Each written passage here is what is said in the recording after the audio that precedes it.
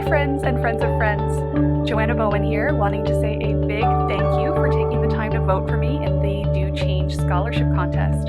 Thanks to each of you, I've been awarded an amazing scholarship opportunity to study under my dream mentor, Andrea Nakayama, through Holistic Nutrition Lab. I know there's absolutely no way I could have accomplished this on my own.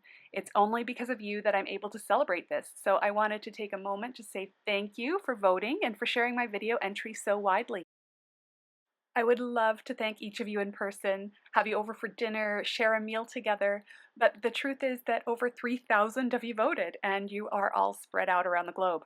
So I've prepared this video as a special thank you gift. It's a delicious recipe that I'll walk you through so that you can prepare it at home. This recipe was inspired by the lovely folks over at Smitten Kitchen, and I've made a few tweaks and revisions along the way to make it just the way I like it, but you can always check out the original recipe over at smittenkitchen.com if you're interested. Hey guys, so for today we are going to cook a sweet potato, broccoli, and miso bowl. And this is a perfect meal to make if you're having a vegetarian or a vegan come over for dinner. But I have a feeling that once you've tasted it for yourself, you'll probably want to work it into your regular dinner routine because it's just that delicious. So in terms of ingredients, we have the bowl ingredients, and we're going to build our bowl with rice. And then we are going to roast some vegetables like sweet potatoes, broccoli, cauliflower, and Brussels sprouts. And I know a lot of people hate Brussels sprouts. Don't worry, this sauce is killer and it's going to make you love Brussels sprouts. We also have some kale. We're not going to roast the kale, that will be served raw. And we're going to stack this bowl, so rice with vegetables, and then we're going to coat it in a miso dressing that is to die for. We've got our rice in the rice cooker, so that's just going to keep cooking away in the background. We have sliced and diced a few of our veggies, and we're actually going to get started with the sweet potatoes because they take the longest to cook. So we're going to be roasting these in the oven. And all we need to do is just coat them in a little bit of coconut oil. So I've got some coconut oil here. This is not yet liquid. It depends on the temperature of the oil. So you can either heat it up if you want to make it liquid, or you can just use it like this and use the heat from your hands over the potatoes. So that's what I'm going to do. And we've left the skin on the sweet potatoes, which is something that you may or may not want to do. I like to do it that way because you get the extra fiber from the sweet potato skin and you get extra nutrients as well. So I'm just going to use my hands to melt that oil. And then we're going to pop them in the oven. So now that the sweet potatoes have been roasting for about 20 minutes, they are well underway and we can actually start to throw in the other veggies. So we have sliced and diced some broccoli, cauliflower, and Brussels sprouts.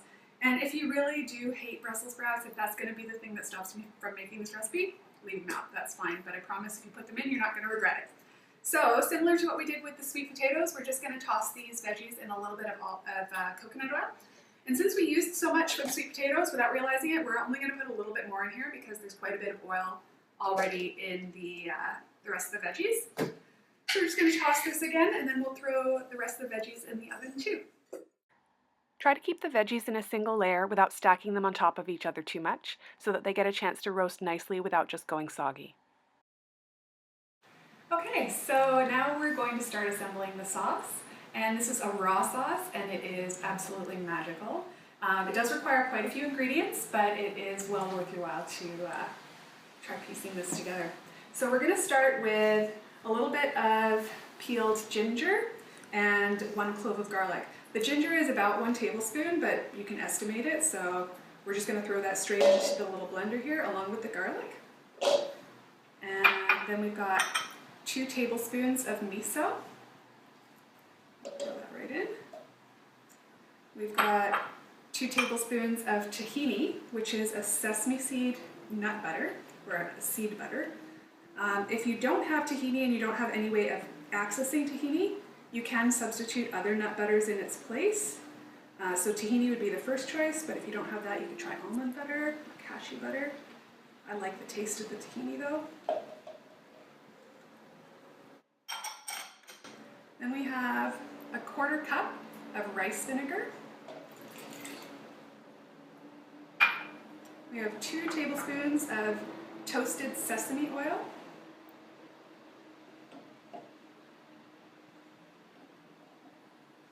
we've got another 2 tablespoons of olive oil.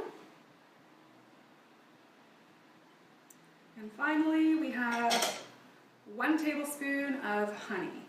Now, if you have an actually legit vegan coming over for dinner, they're not going to want to eat honey, so you can substitute it for 1 tablespoon of maple syrup or 1 tablespoon of brown rice syrup. But I really love the taste of honey, and I'm not a vegan, so honey's going in. Then we're just going to pop it all in the blender and whip it up. Easy and done. We are actually going to add in a little bit of black kale. If you're not familiar with kale, there's a few different kinds. This one is black kale, also known as Jacinto kale or sometimes dinosaur kale. So any of those are actually the same plant. And we don't want to keep the stems in the kale, so we're just going to take those off. And the easiest way to do it is called zipping. You zip your kale. You just grab the stem of the kale, you pinch the leaf, and you pull. And you get the leaf off, the stem comes off in a single piece, and it's nice and easy.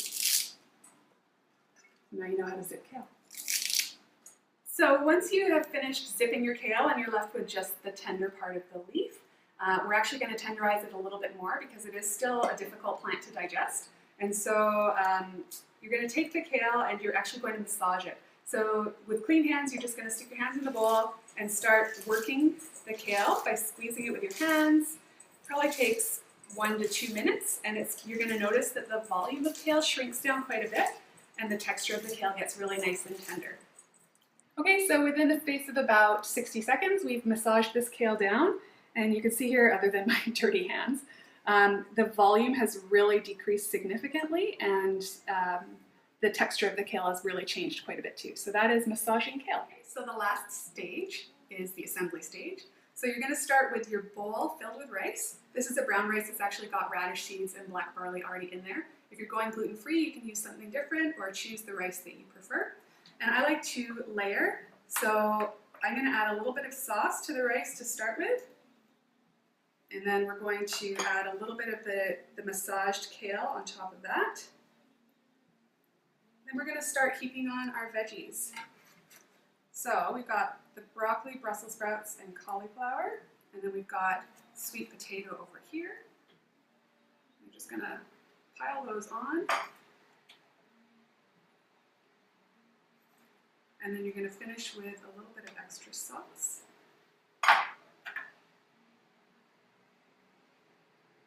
Or a lot of extra sauce.